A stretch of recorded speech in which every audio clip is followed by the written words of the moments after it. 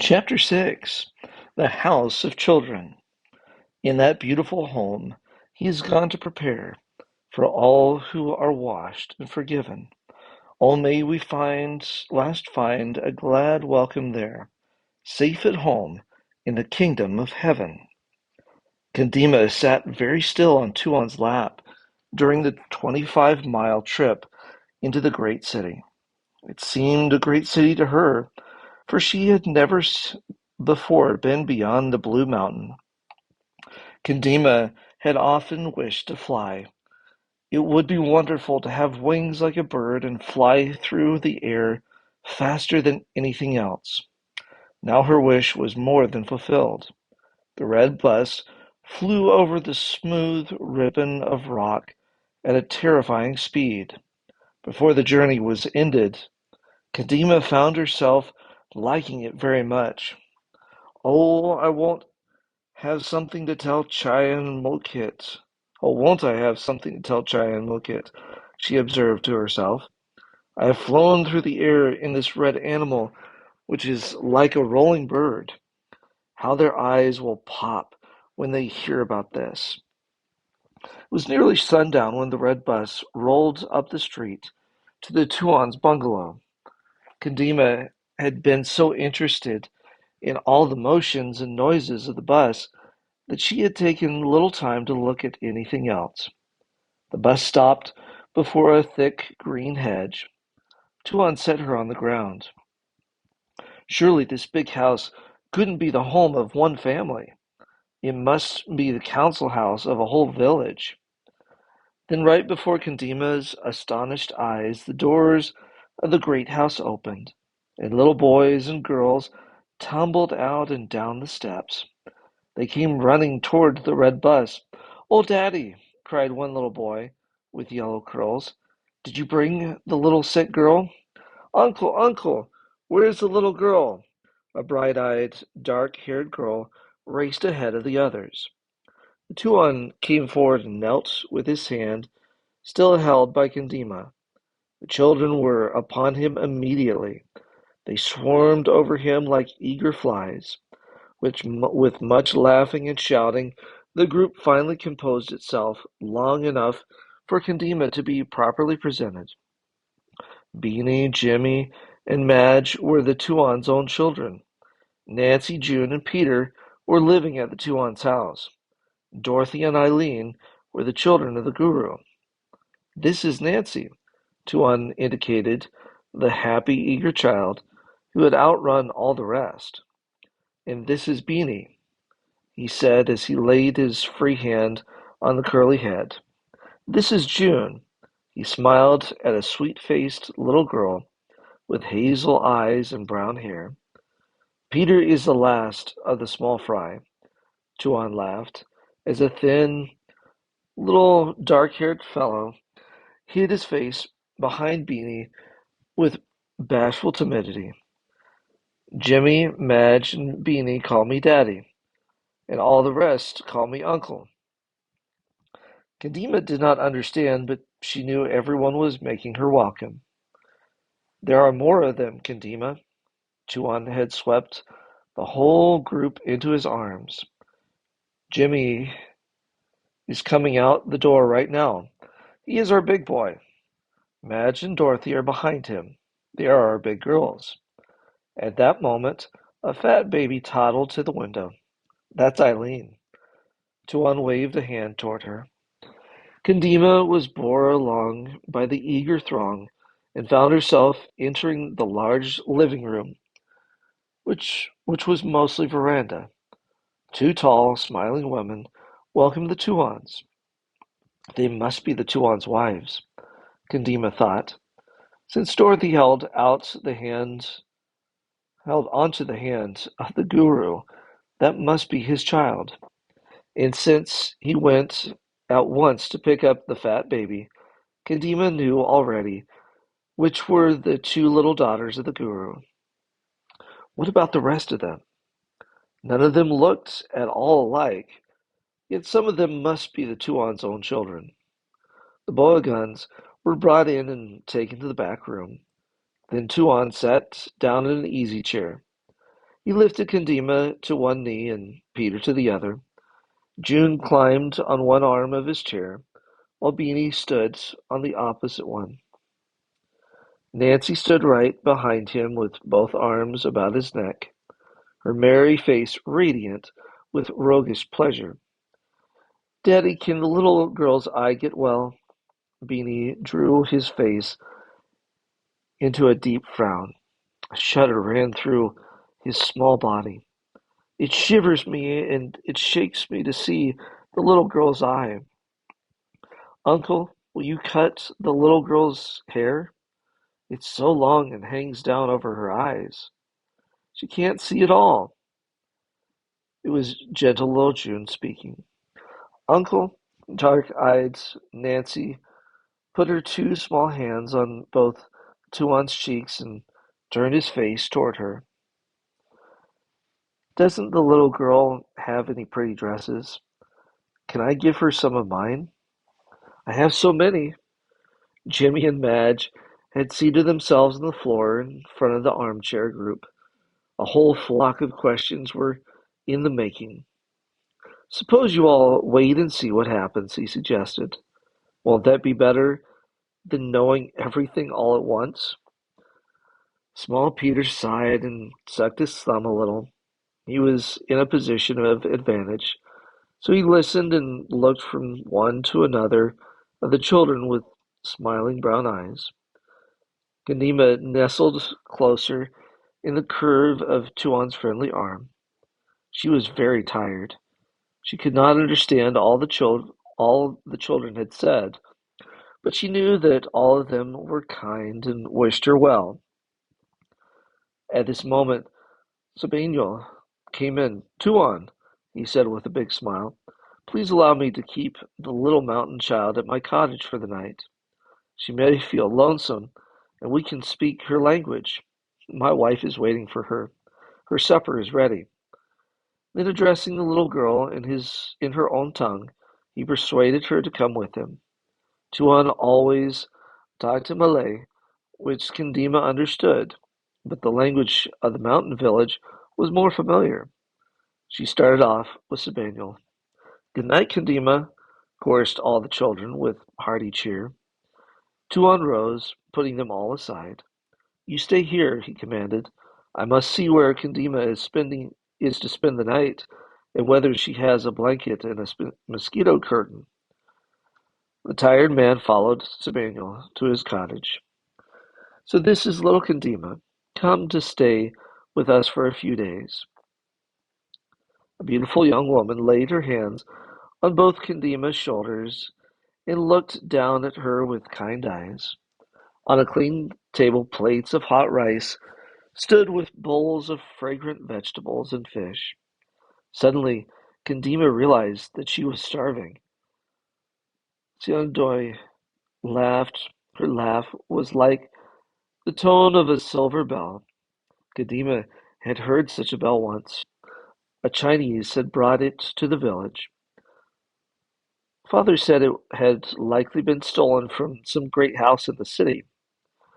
The laugh of Sadoin reminded her of the bell.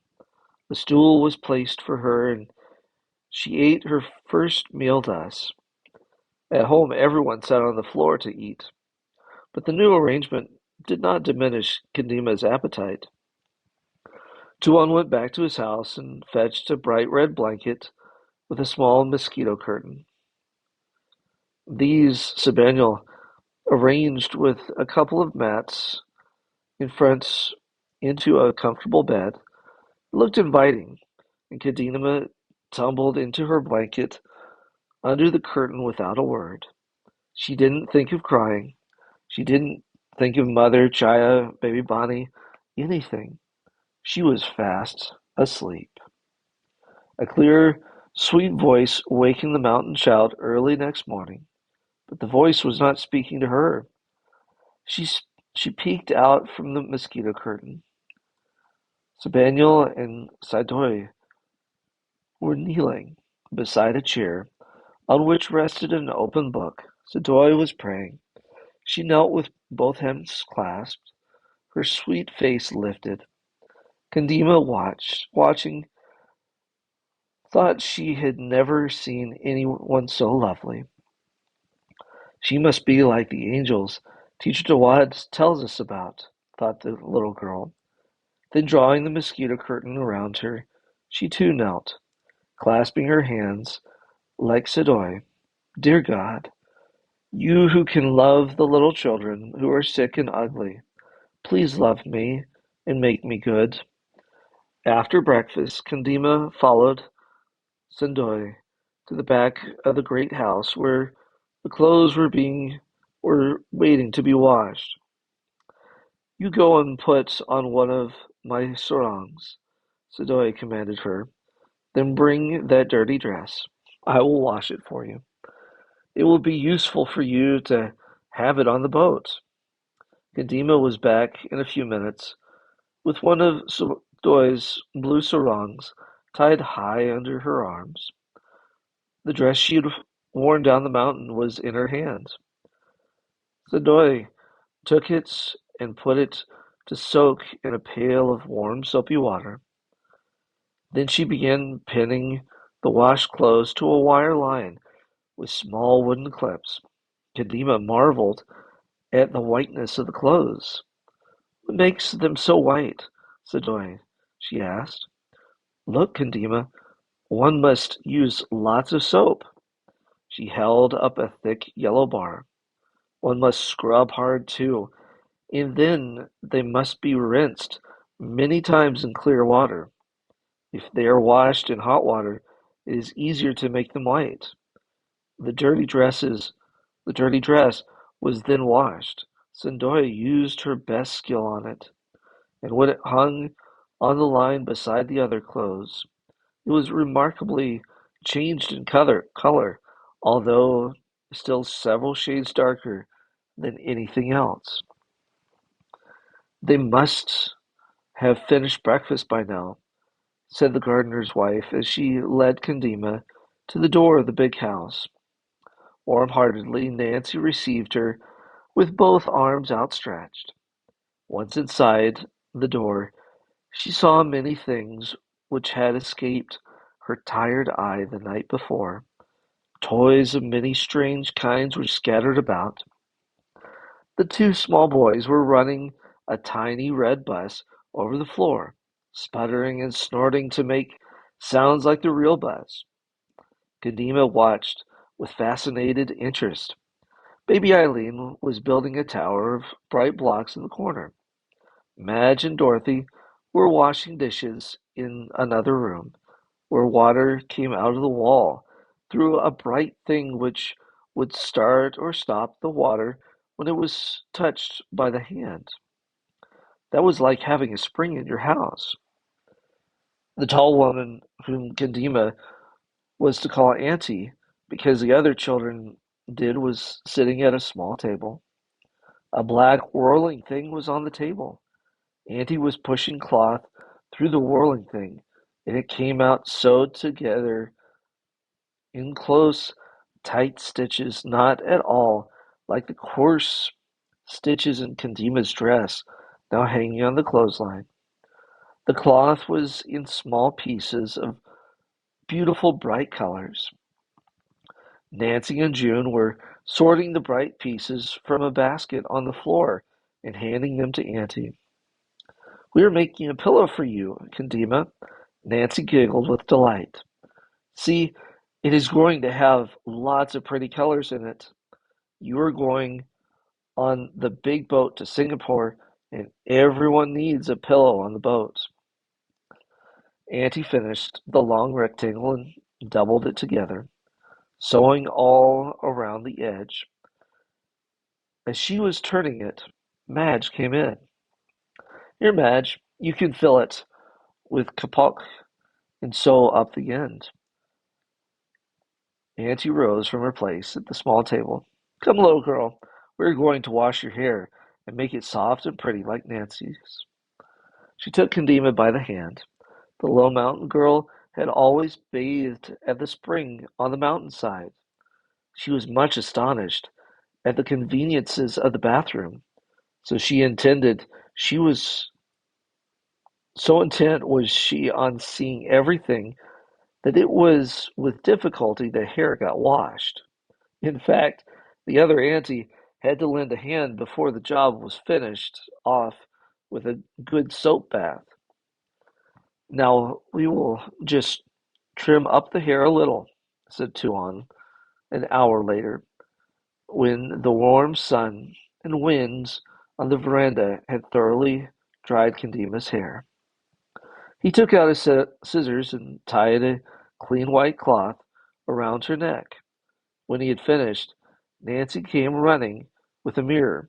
It was the first time Candima had ever looked in one, and what she saw was so frightening that she hid her face in the folds of Tuon's coat and cried for the first time since leaving the little mountain village. Come now. Tuon took her on his knee, motioning the repentant Nancy away.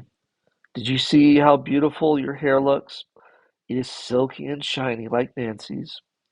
Your cheeks are smooth and dimpled, and no child in all the world has a sweeter smile than my little mountain girl. We are going to send you where your eye will be fixed up, so it will look nice again. Candima, come with me. Nancy had disposed of the offending mirror, and now drew her new friend into the room where the girls slept. She pulled open a drawer and took out a little blue dress. Let's go to Auntie, and she will try it on you, she said with starry eyes. The dress was a perfect fit. Everyone said so. The children gathered around to admire it. A little ruffled collar lay close to her throat, and puffed sleeves set off her smooth brown arms. Oh, what a beautiful dress! Just wait till Mukit sees this. Even Chaya wouldn't know me. Katima smiled in an embarrassment of pleasure. But this was only the beginning. June came running with a pink dress, and before it was tried on, Nancy was back with a yellow one. All the dresses fit Kadima. She was just the same age and size as the two beautiful little girls who were the Tuan's children. Auntie brought out a packing case and packed 6 little dresses in it. Then Nancy came with a pair of little white pajamas all speckled with tiny pink rosebuds. Kantima was sure she had never seen any garments so beautiful. She wanted to put them on at once and wear them, but Auntie said they had better save them for the hospital. Some shoes appeared from somewhere and a few pretty handkerchiefs. Madge brought a gorgeous pillow. It too was placed in the traveling case. We'll put your red blanket in tomorrow before you go, Auntie said. It was decided that Candima should wear a little red and white checked dress.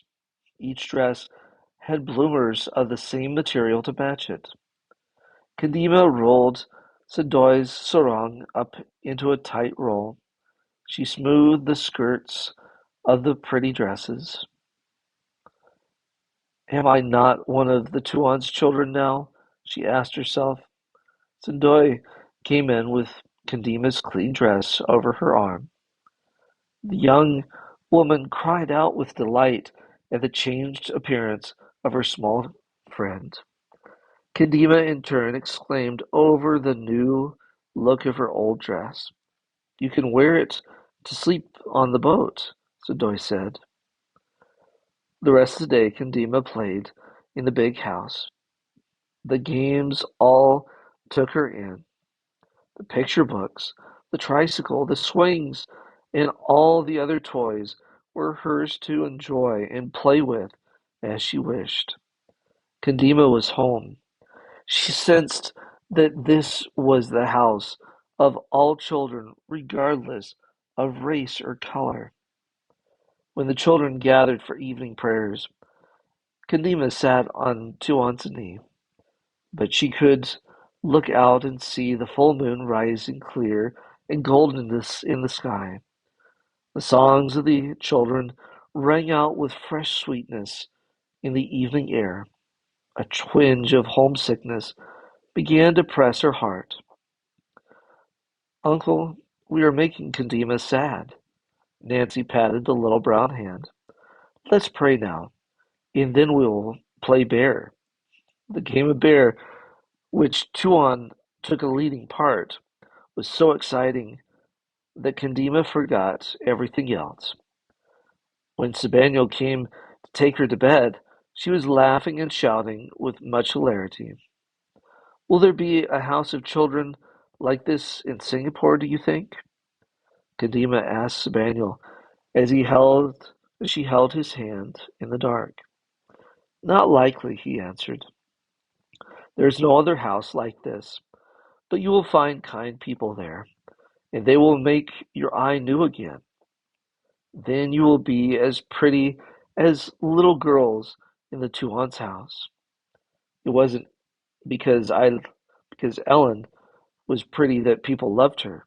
Kadima confronted Sebanyo as they stepped into the lighted cottage. "What are you talking about, child?" Then Kadima told the gardener and his wife the story of the little girl who had been hit in the face by a stone. Slow, comprehending smiles spread over their faces. "Yes," Sindoi said as she put both arms around Kadima. "It's not beauty but goodness that makes people loved. We must pray that you will be a good, sweet girl always. Then you will be happy, and people will love you too." Thus comforted, Kadima lay down to sleep with a prayer and a wish, a prayer that God would make her good, and a wish that she might be beautiful.